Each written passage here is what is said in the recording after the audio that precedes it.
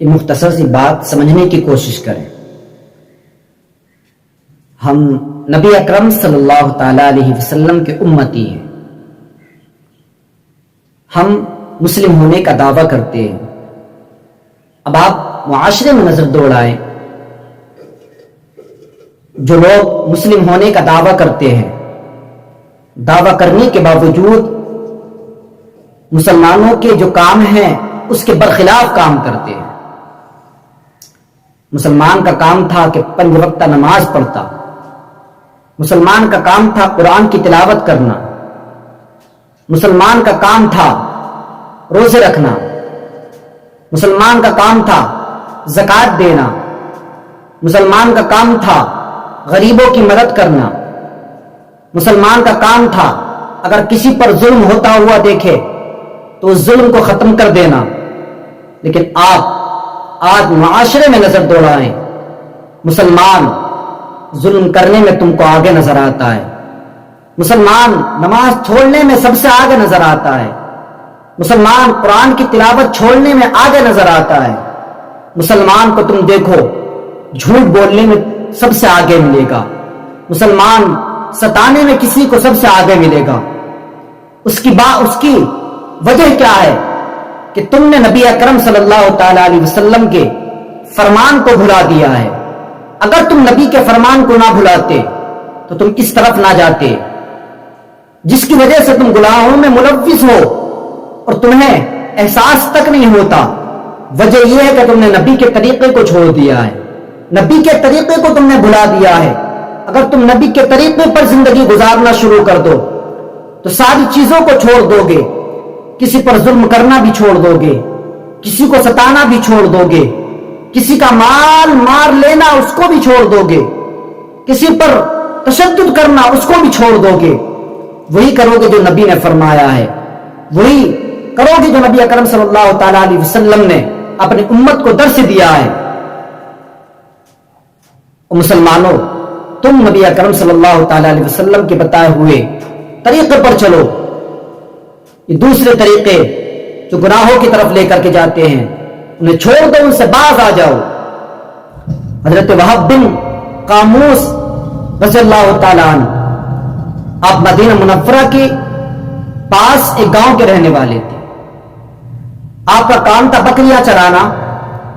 ایک مرتبہ اپنے بھتیجے کے ساتھ رسی میں بکریاں باندھے ہوئے مدینہ منورہ کی طرف آئے.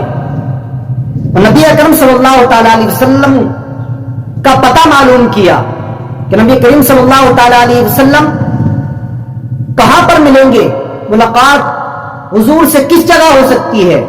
معلوم کیا، لوگوں نے بتایا کہ نبی کریم صلی اللہ تعالی علیہ وسلم احد کی لڑائی میں گئے ہوئے ہیں. انہوں نے بکریوں کو وہیں پر چھوڑ دیا، وہیں پر چھوڑ کر کے یہ وہاں سے جنگ احد کی طرف روانہ ہو گئے. نبی کریم صلی اللہ تعالی علیہ وسلم کے پاس پہنچ گئے. اتنے میں کفار کی ایک جماعت آئی حملہ کرنے کے لیے. نبی کریم صلی اللہ تعالی علیہ وسلم نے فرمایا جو آگے بڑھ کر کے اس کو منتشر کر دے گا، اس جماعت کو یہاں سے بھگا دے گا، وہ جنت میں میرا ساتھی ہوگا، وہ جنت میں میرے ساتھ ہوگا. حضرت وہب بن قاموس رضی اللہ تعالیٰ عنہ آگے بڑھ گئے، آگے میدان میں آئے، جتنے کفار آئے تھے سب کو منتشر کر دیا، سب کو وہاں سے بھگا دیا. اس کے بعد پھر ایک جماعت آئی. پھر حضور نے یہی فرمایا. حضرت وہب بن قاموس رضی اللہ تعالیٰ عنہ پھر آگے بڑھے، پھر ان کو بھگا دیا، منتشر کر دیا. تیسری مرتبہ پھر ایک جماعت آئی. حضور نے پھر اسی طرح فرمایا جو ان کو بھگا دے، جو ان کو منتشر کر دے، وہ جنت میں میرا ساتھی ہوگا. حضرت وہب بن قاموس رضی اللہ تعالیٰ عنہ آگے بڑھے اور آگے بڑھنے کے بعد ان میں گھس گئے اور کافی وقت تک تلوار چلاتے رہے، کافی وقت تک ان سے لڑتے رہے. کافی کافروں کو جہنم واصل کر دیا، کافی کافروں کو جہنم پہنچا دیا، جہنم رسید کر دیا. جہنم پہنچانے کے بعد آپ بھی شہیدی کا جام پی لیتے ہیں. آپ نے بھی شہیدی کا جام پی لیا, آپ بھی شہید ہو گئے, آپ بھی شہید ہوئے. نبی اکرم صلی اللہ تعالیٰ علیہ وسلم نے ارشاد فرمایا, اے وہب, اللہ تبارک و تعالیٰ تم سے خوش ہو, میں تم سے راضی ہوں, میں تم سے خوش ہوں. نبی کریم صلی اللہ تعالیٰ علیہ وسلم نے وہب بن قاموس رضی اللہ تعالیٰ عنہ کے نماز جنازہ آپ نے پڑھائی اور اس کے بعد آپ نے دفن فرمایا.